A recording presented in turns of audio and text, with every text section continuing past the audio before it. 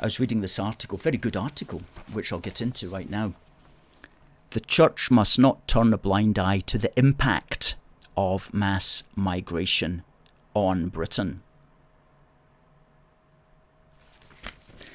And when I saw the title, I thought, oh, is this going to be some sort of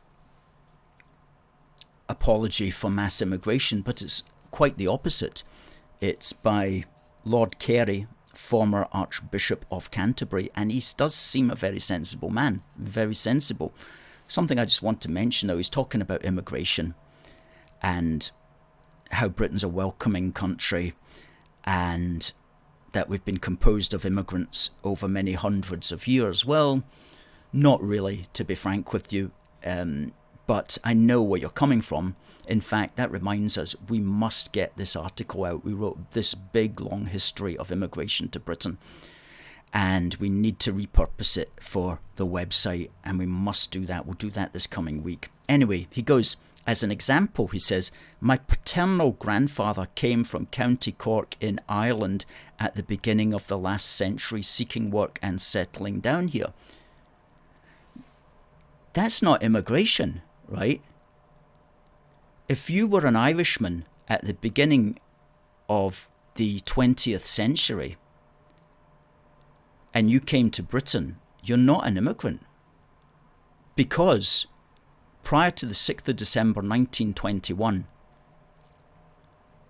what we now call the Irish Republic, what we're now obliged to think of as a foreign country, that was part of the United Kingdom. So if you were an Irishman coming to Britain prior to 1921, you were not an immigrant. You were simply a British citizen, indeed a British subject, migrating internally within the United Kingdom. So it's not correct to talk about that big period of Irish migration as immigration. That's not immigration, that was just internal migration within the British Isles.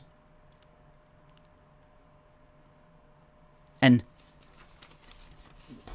this article by Liam Halligan, Immigration, Not Economy is Key to Election Success, published around the same time. In fact, on the same day. That's interesting, on the same day. And he says, coming from immigrant stock myself, etc., etc. Well, I'm presuming he means, with a name like Liam Halligan, I'm presuming he means he came from Irish stock. But again, depends when your parents or grandparents, well, grandparents in his way, depends when they came over. Because if they came over before 1921, I'm not going to be calling them immigrants. I'm just going to be calling them British subjects who came over to another part of the United Kingdom. How's that? How's that for a point of view? And if you disagree with me on TikTok, please tell me.